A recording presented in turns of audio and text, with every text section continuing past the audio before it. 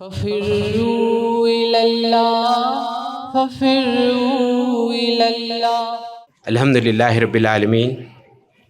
محترم حافظ سید شاکر محی الدین صاحب، معاون قیم جماعت اسلامی ہند، محترم ڈاکٹر مبشر احمد صاحب، ناظم شہر جماعت اسلامی، علماء اکرام، شفیق بزرگوں، عزیز نوجوان بھائیوں، میری ماں اور بہنوں اور بیٹیوں، السلام علیکم ورحمۃ اللہ وبرکاتہ۔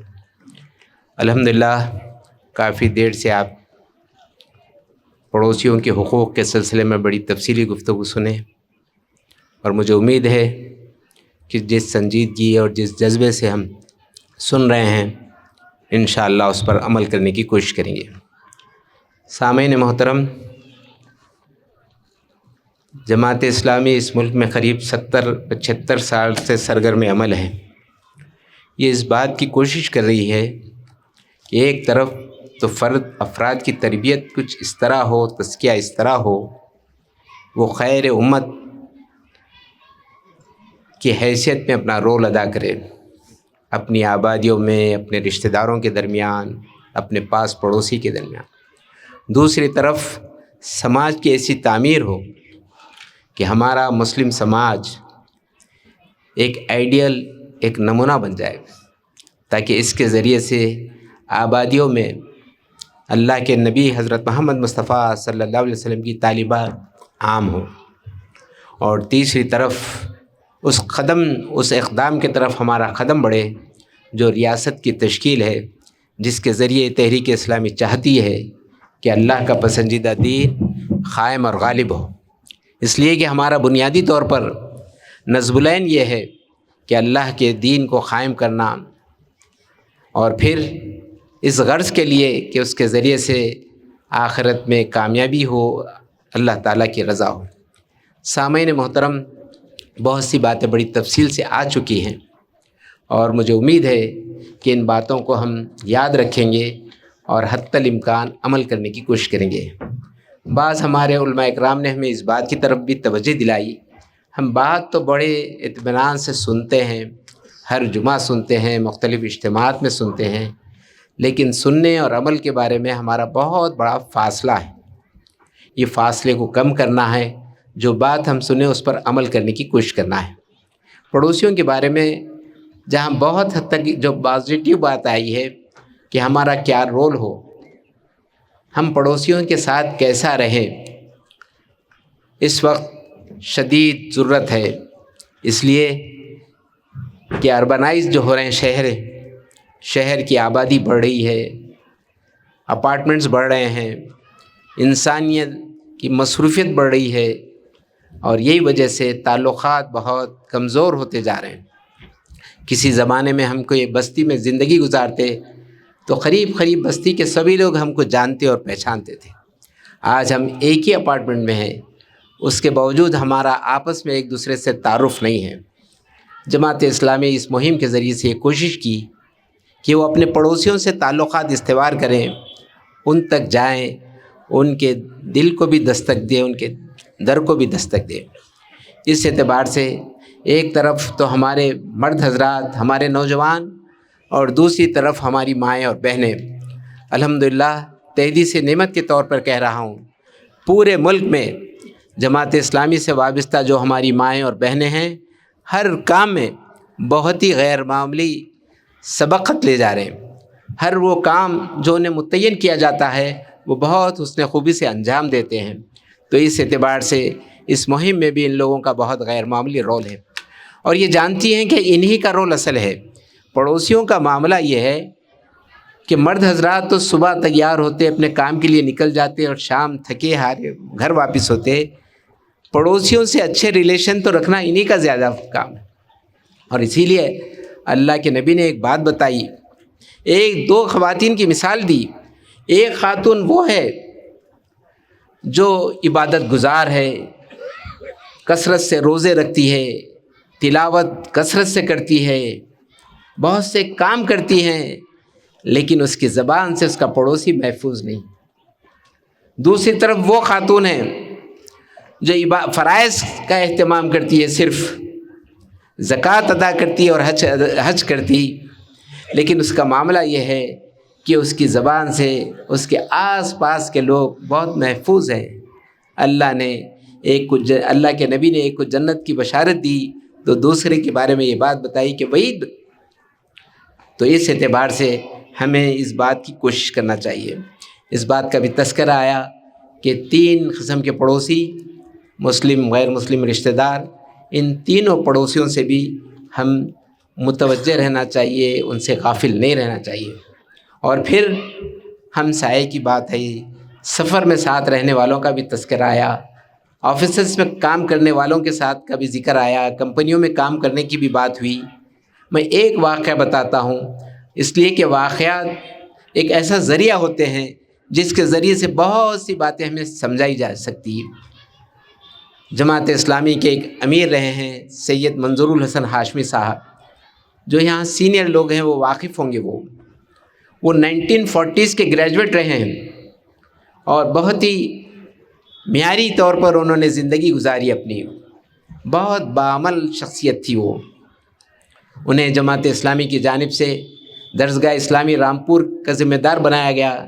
وہ حیدرآباد سے نکلے سفر کرتے تھے، اور اس زمانے میں نہ پلین کی سہولت تھی، نہ جو ہے ریزرو برتھ کی حالت تھی، بلکہ وہ جنرل کمپارٹمنٹ میں سفر کرتے تھے۔ انہوں نے نامپلی اسٹیشن سے ایک ٹرین میں سفر کا آغاز کیا۔ جنرل کمپارٹمنٹ میں جگہ نہیں تھی، ان کے ساتھ اپنا لگیج بھی تھا، اور اس زمانے میں یہ باٹل کا دور نہیں تھا جو پانی آپ کو مل جائے ہر جگہ، اپنی اپنی سرائیوں میں پانی لے کر نکلنا پڑتا تھا۔ انہوں نے اپنے ساتھ اپنے پانی کو بھی ساتھ رکھا۔ کمپارٹمنٹ فل بھرا ہوا، سیٹس فل بھرے ہوئے ہیں، ایک غیر مسلم فیملی ہے، ان کے درمیان یہ ایک کونے میں ٹھہرے ہوئے ہیں ٹرین میں، اور ایک فیملی میں ایک معصوم بچہ رو رہا ہے۔ اس کی ماں تڑپ رہی ہے اس بچے کو رونے سے رکانے کے لیے، لیکن وہ بچہ نہیں رک پا رہا ہے۔ منظور الحسن ہاشمی صاحب جنہوں نے اس واقعے کا تذکرہ کیا، انہوں نے بتایا کہ دیکھو بچے کو پانی دیو، ہو سکتا ہے کہ پانی پینے کی وجہ سے وہ خاموش ہو جائے گا۔ ان کی سرئی اس خاندان کے حوالے کی گئی۔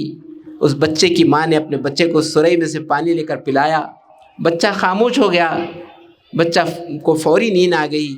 پورا خاندان محترم کی طرف متوجہ ہوا اور ان سے مطالبہ کیا کہ آئیے چچا میاں، آئیے آپ بیٹھیے، آپ کے لیے جگہ ہے۔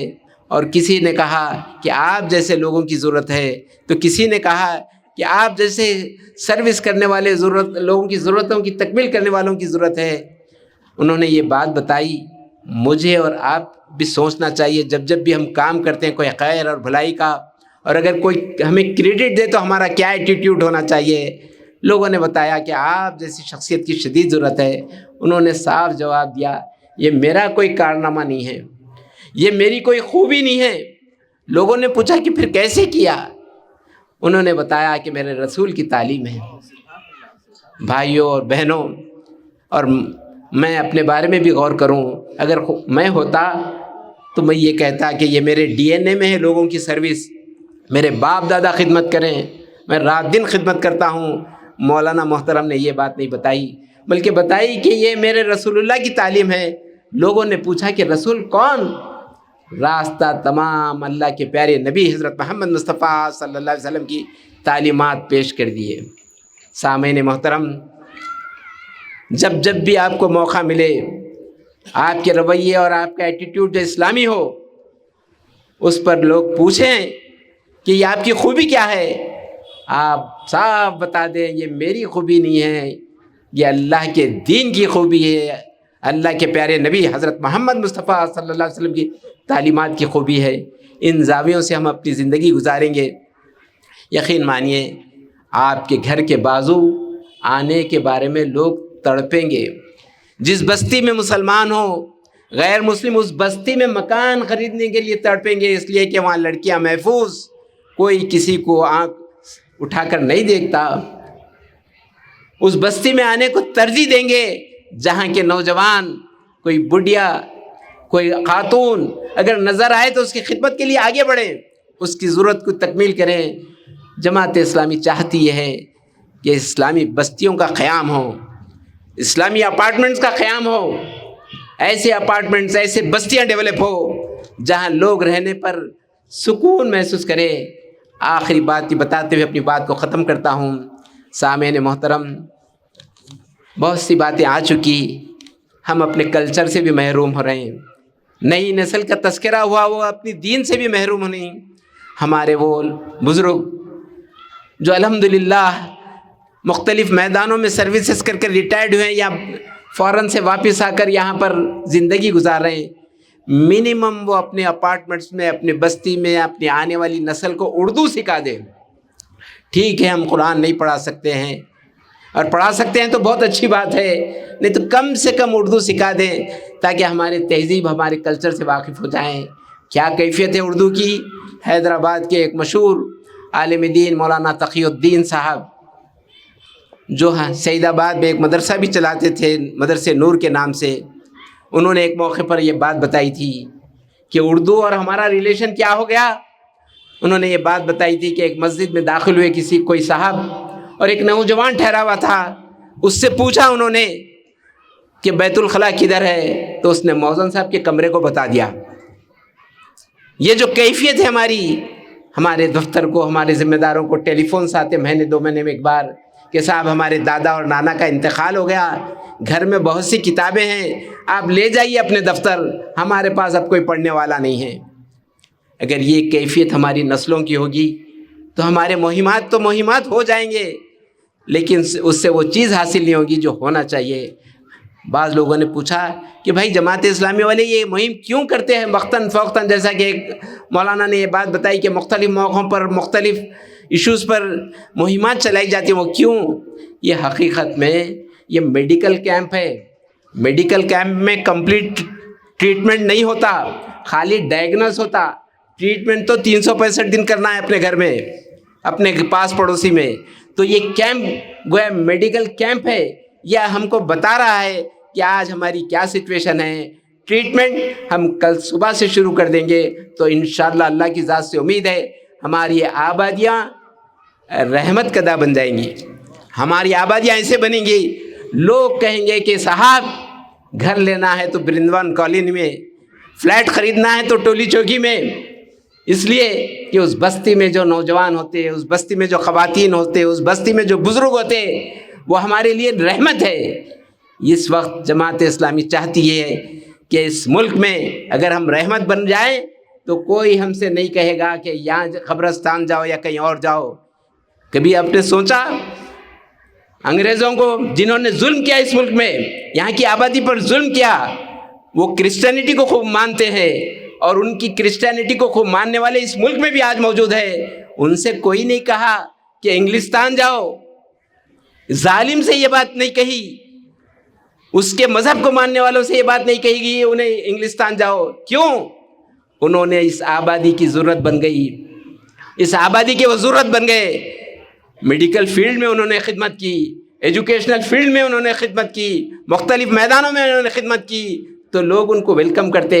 ارے اللہ کے آخری نبی حضرت محمد مصطفیٰ صلی اللہ علیہ وسلم کی امتی، خیر اور بھلائی کے علم بردار، ان کے بارے میں یہ مطالبہ، ان سے یہ ڈیمانڈ کہ تم یہاں جاؤ یا وہاں جاؤ، اس کی وجہ یہ ہے کہ ہمارا طرز عمل اس موقع پر میں بھی اور آپ بھی یہ سوچیں کہ میرا ایٹیٹیوڈ، میرا رویہ گھر والوں کے ساتھ، رشتہ داروں کے ساتھ، پاس پڑوسی کے ساتھ، بستی والوں کے ساتھ، مسجد والوں کے ساتھ کیسا ہے۔ مسجد میں بعض موقعوں پر معصوم بچے آتے تو ہم ایسے ریئیکٹ ہوتے، ارے صاحب ہمارے استاد تھے حلیم صاحب، وہ کہتے کہ اگر بچوں کو مسجد میں روکا جائے تو مستقبل کو مسجد کون آباد کریں گے۔ ہمارے بزرگ، ہمارے نوجوان ہمارے بچوں کو ویلکم کرے، انہیں مسجدوں میں لائے لے جائیں، انہیں یہ تعلیم دے کہ یہ مسجد ہی اللہ کا گھر ہے، ہماری بستی کا مرکز ہے، خیر اور بھلائی کی سنٹر ہے۔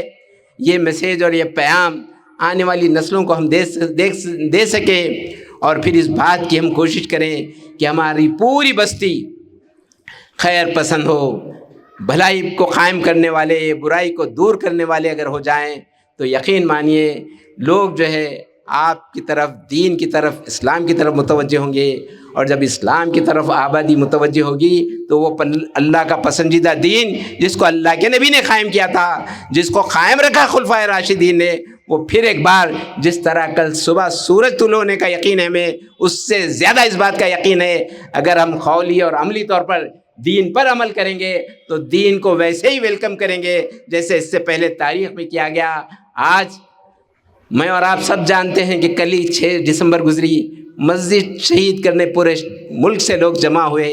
اگر ہم یہ کام کریں، ہماری آبادیاں، ہمارے مکان، ہمارے اپارٹمنٹس، ہمارے گھر، ہماری بستی خدا کے دین کے مطابق ہو، رسول اللہ کی تعلیمات کے مطابق ہو، تو وہی پھر ایک بار وہ دور آئے گا جن مکانوں سے مسجد کو شہید کرنے نکلے انہی کی نسلیں مسجد کو تعمیر کرنے نکلیں گی، اس لیے کہ پاس باں مل گئے کعبے کو صنم خانے سے۔ اللہ تعالیٰ سے دعا ہے جو خیر کی باتیں میری زبان سے نکلی ہے مجھے اور آپ کو عمل کی توفیق عطا فرما، جو باتیں شر کی رہی ہے اللہ مجھے بھی اور آپ کو بھی محفوظ فرما دے۔ السلام علیکم۔ ففروا إلى الله، ففروا إلى الله۔